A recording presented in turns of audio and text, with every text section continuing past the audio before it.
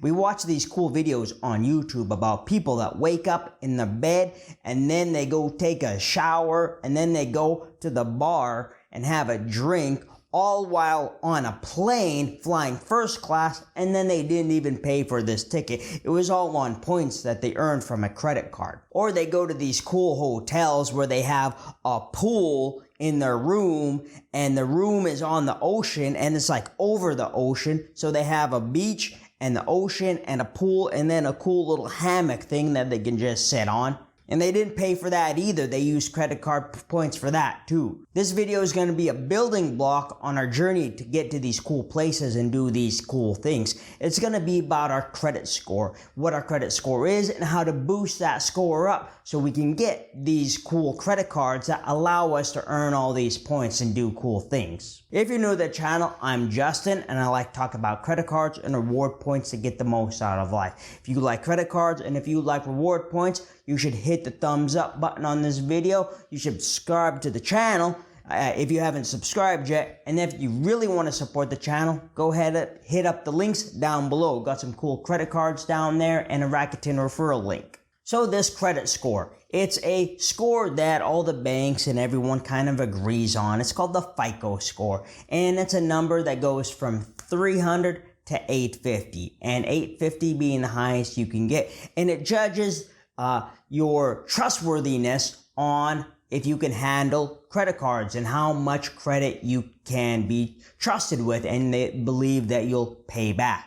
Kind of affects a lot of things like your credit cards, what credit cards you can be approved for, your mortgage rate. And that's really important because the lower credit score you have, that means the higher the banks are going to charge you for your interest on a mortgage. And that can equal like hundreds of thousands of dollars over the course of your mortgage. The credit score consists of a few different calculations. Like 35% of your score consists of payment history. And that's just, you're having a history of paying all your bills on time. 30% is credit utilization. That means how much credit is available to you and how much of that credit are you using. 15% is age of accounts. Just how long have you held these accounts and how long have you been paying these? So the longer, the better, the more trustworthy. 10% is credit mix. Things like credit cards, having different credit cards, student loans, mortgages, and auto loans, and different kinds of credits. And 10% is new credit that's been made available to you. When we get started, we may not have any credit available to us at all. And there's a few ways that we can get started. One of them is become an authorized user. You want to find somebody like, a parent or someone that you trust a lot where you become an authorized user on their card. And that means that their credit history is going to be transferred to you. So you're going to start building some credit history that way. You do want to make sure that the person that you're becoming an authorized user for, they do have good credit and they have a good credit score, because you don't want to have their bad credit start you off on a bad foot in the beginning. It is going to be important that you two trust each other, because if one of you aren't making the payments, then it's going to impact both of you. Both of your credit scores is going to be hurt by this. But if you are an authorized user, you don't actually even need the card in the first place. You can just be an authorized user, not have the card at all, and just kind of benefit from them making their payments on time. Another way we can start is opening a secured credit card. And this is a credit card it's meant for people with very low credit or very little credit history. And what you'll do is you'll give the bank like $200. And they're going to hold on to that $200, and that's going to be your credit limit. So you can put purchases on your secured card up to $200 and you just pay it off. And it helps build credit that way. A couple good examples is the Discover It secured card and the Capital One Quicksilver secured cash card. If you do have a credit history already, you want to check your credit report.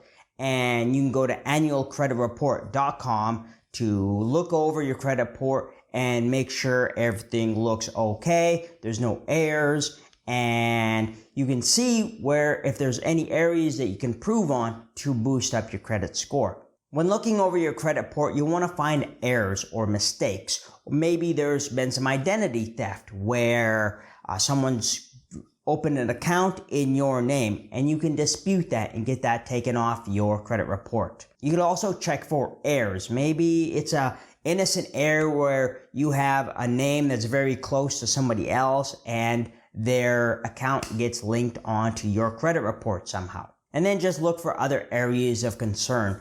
35% of our score is payment history. We need to make sure that we're paying in full every month. And if we're not, we want to make sure we catch up, and anything that's past due, make those payments and get that under control as fast as we can, because this makes the biggest impact to our credit score.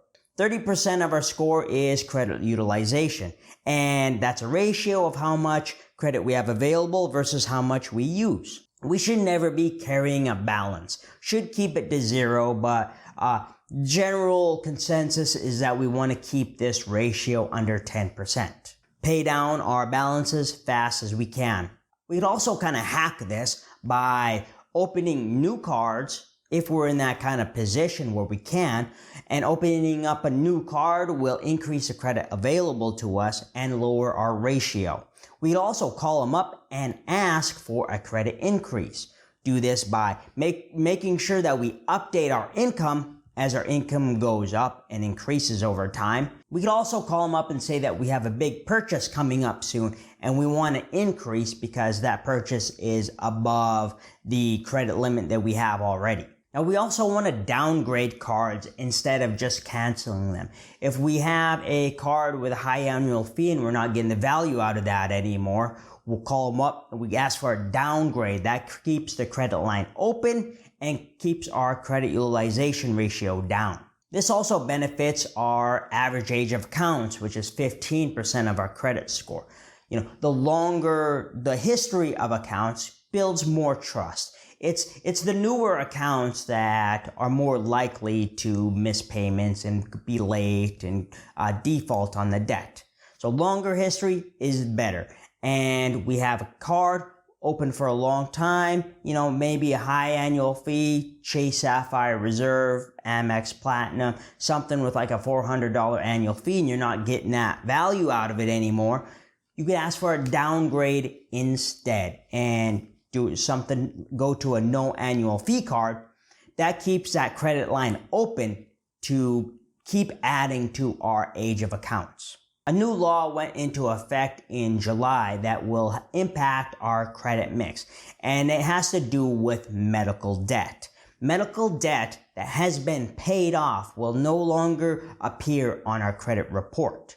And any bills that we have overdue, we have a year to handle that, get that under control, sort that out somehow before that will appear on our credit report. And then any unpaid medical debt under $500 isn't going to appear on our credit report anymore. That's a new law, just went into effect in July 2022. So some people may have received a little bit of a boost to the credit score recently due to that. 10% of our score is new credit. Now, there's nothing wrong with getting new credit, but there's a limit to where the banks will see that you've applied for a whole bunch of new lines of credit, new credit cards and loans and stuff in a short period of time. And it may signal to them that, hey, this customer may be having some financial trouble if they need all this new credit all of a sudden. You probably shouldn't be signing up for too many credit cards too fast. Probably one credit card a quarter would be okay,